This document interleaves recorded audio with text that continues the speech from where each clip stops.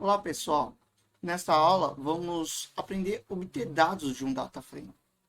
E sabendo isso, vamos conseguir encontrar os volumes de equivalências na coluna das derivadas.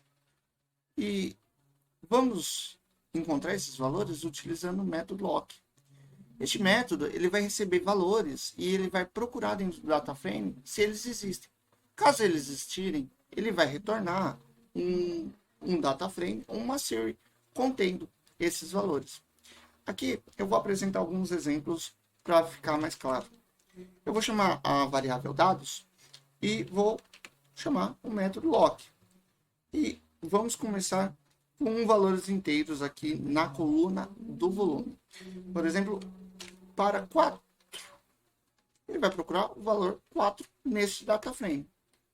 Aqui ele retornou uma série contendo o valor 4, retornando toda a linha daquele data frame. Ou seja, no volume igual a 4, nós temos um pH igual a 4,32, a derivada 0,2 e aí vai.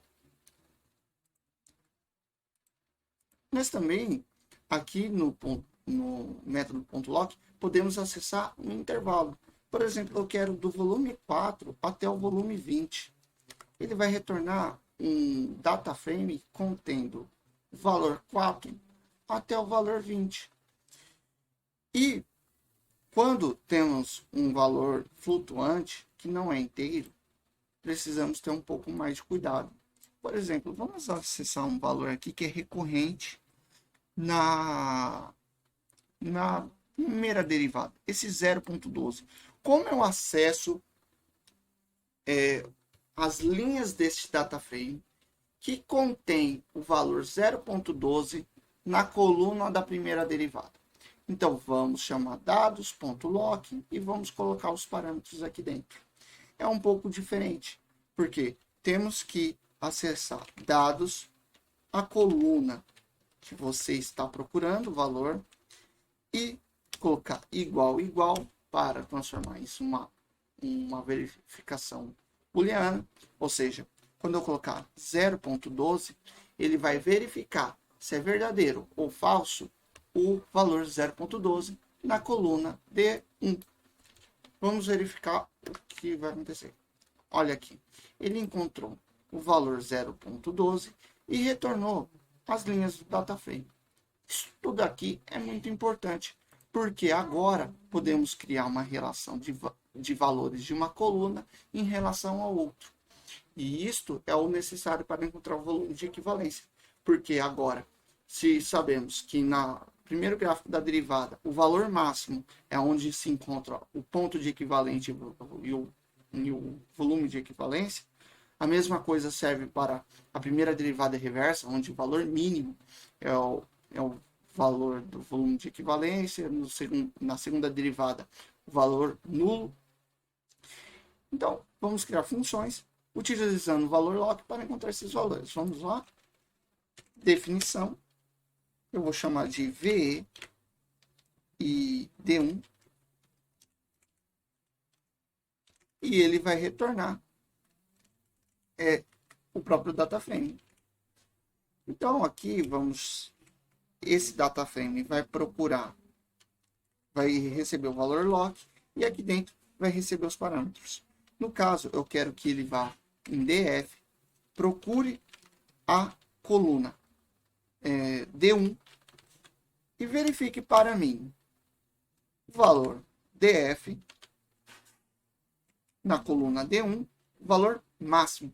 E o valor máximo, já existe um método na biblioteca Pandas para procurar esse valor, que no caso é o ponto max, que é o que nós vimos lá na aula sobre valores de tendência central e de dispersão deste modo. E agora, vamos chamar a função e verificar o que está sendo retornado. Ele vai receber dados. Olha aqui que legal. Ele retornou o valor máximo da coluna D1 e retornou a linha do data frame. Ou seja, já sabemos que o ponto de equivalência é 0,33 de pH e o volume do titulante é de 22,5 ml. E agora, só precisamos fazer uma pequena alteração para acessar somente o volume de equivalência. E para isso, vamos utilizar o método values. Por quê? Ele vai retornar o NumPy Array desta linha do DataFrame. Vejamos, ele retornou um NumPy Array contendo uma lista com os valores. E através do index, como mostrei na aula de listas, e também na resolução de exercícios, vamos chegar no valor do volume de equivalência. Primeiro, vamos colocar index 0 para acessar esta lista dentro do NumPy Array. E depois, o próximo index, vamos acessar os valores dentro desse NumPy Array. No caso, queremos o primeiro valor, que é do volume do titulante. E aqui retornou.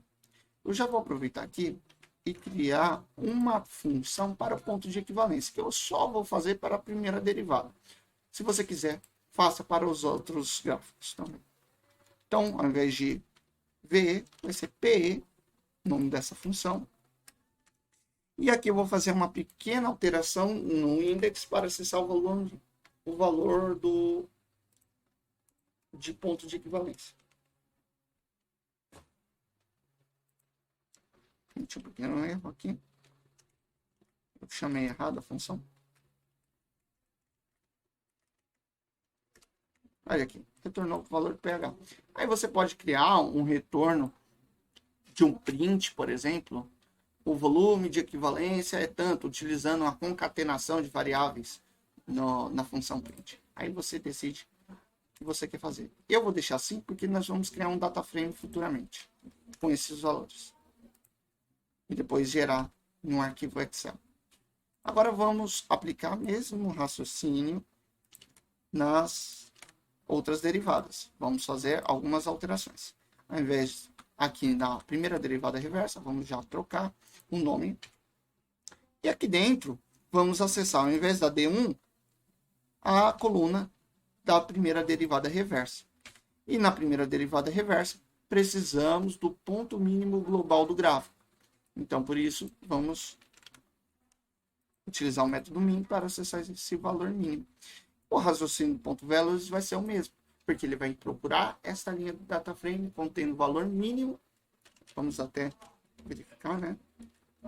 Olha aqui, ele vai retornar o valor mínimo da D1R, que é o mesmo que detém o valor máximo aqui. Enfim, ele vai acessar os valores e ele retornou o mesmo resultado. E aqui na D2, vamos fazer a mesma coisa.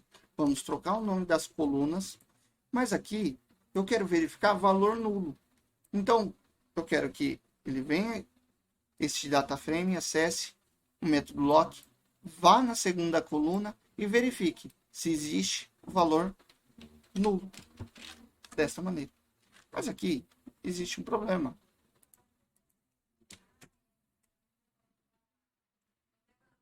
Olha aqui o que vai acontecer.